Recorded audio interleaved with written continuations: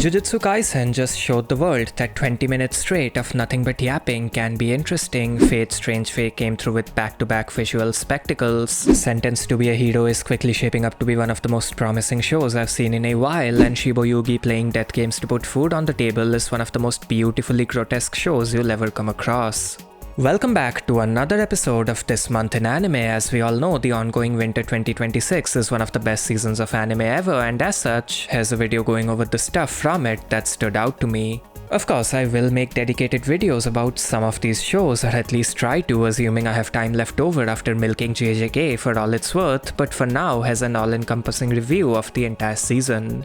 Make sure to subscribe. I don't usually talk about numbers here, but we are quite close to that 20,000 subscribers mark, so any help on that front would be highly appreciated. Just subscribe, it takes a second, just go down there and subscribe. You can also become a member of this channel. Members get at least 2 exclusive videos per month, custom badges and emojis, shoutouts and more. Just go down there and press the join button.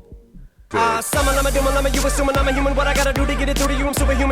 start with Jujutsu Kaisen Season 3 Episode 3, aka the Yap episode. Let's talk about it for a second because it was interesting, let's put it that way.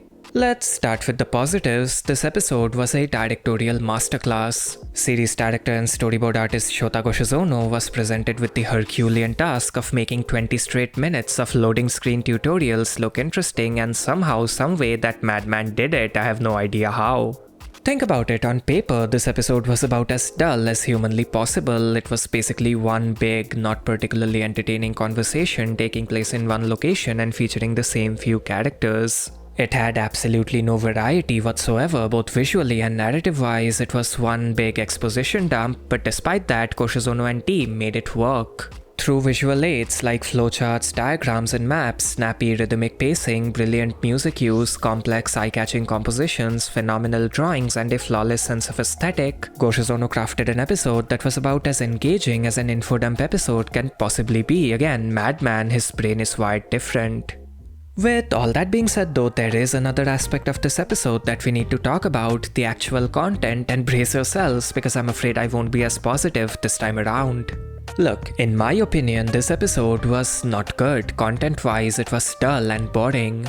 Yes, the staff did their best, Goshizono good, the whole 9 yards, but ignoring that for a second and focusing exclusively on the content being adapted, this episode was just not good. Jujutsu Kaisen is my all-time favorite battle shonen, but even I am having a hard time defending 20 straight minutes of word salad. I saw some fans online get on the highest of horses and portray this episode as this deep intellectual thing that those simple-minded shonen monkeys couldn't comprehend, and that made me laugh, it genuinely did. As someone who does read plenty of deep intellectual stuff, let me assure you, this was not it. This was just boring. It was terms and conditions, the episode. Here's the thing, just because the information conveyed in this episode was important doesn't mean it made for good viewing. I think there's a storytelling concept about it, something about exposition being the metaphorical vegetables of the meal, something you need to shove down your throat to get to the meat, the fun stuff. There's a joke in there somewhere. Now yes, even if this episode was deep and philosophical, as long as it didn't feature fists flying, a section of the fanbase would hate it, that's true. But 2 things can be true at once. Shonen fans kinda suck, and this episode, content-wise, kinda sucked. Both are true independently of each other. I have said this before, in my opinion, Gege Akutami got too heavy-handed with expositions and lore dumps during the Culling Games arc. It's one of the few things I don't like about JJK, that and the ending. He would go on and on about random-ass curse techniques and battle strategies involving throwaway characters. It was a bit annoying, I hate to repeat myself, but it wasn't ideal.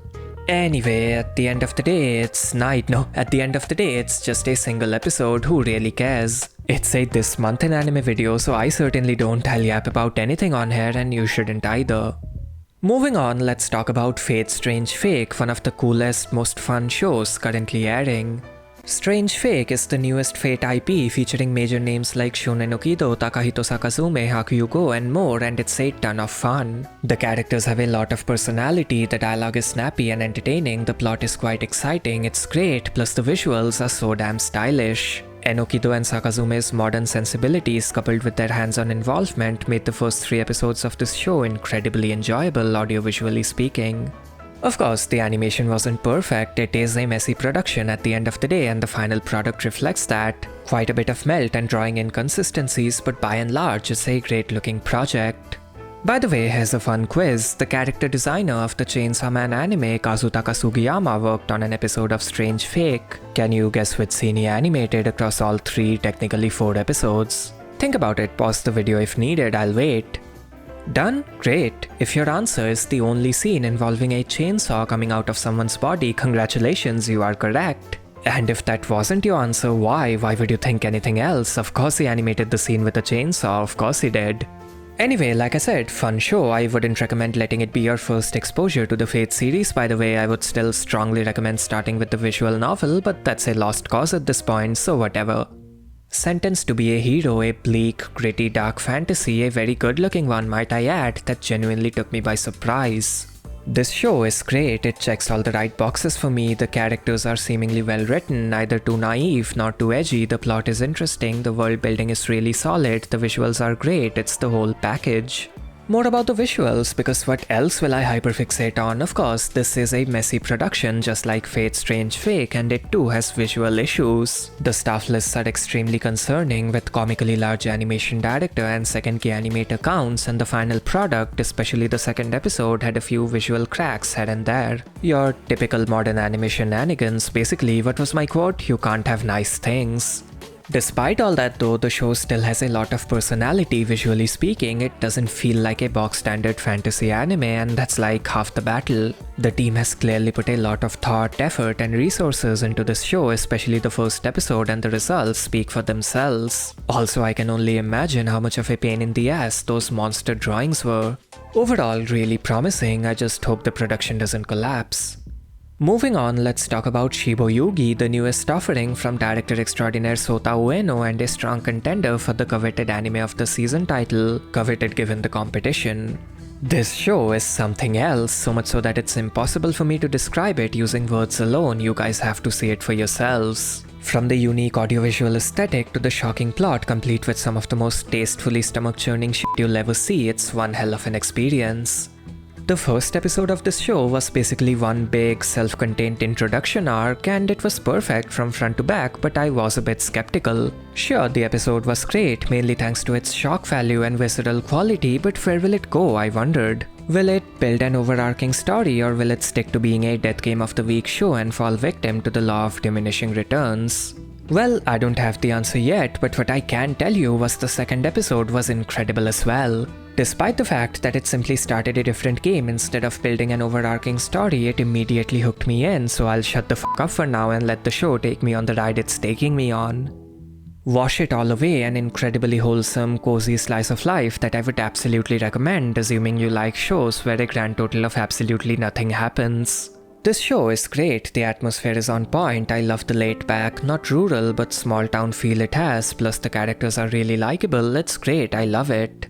On a similar note, The Demon King's Daughter is Too Kind is yet another simple, wholesome show that I personally love. There's something incredibly compelling about its naive simplicity, if that makes sense. It's just good vibes the anime. Most of you probably won't think of it too highly, but I don't know, I love stuff like this when done right.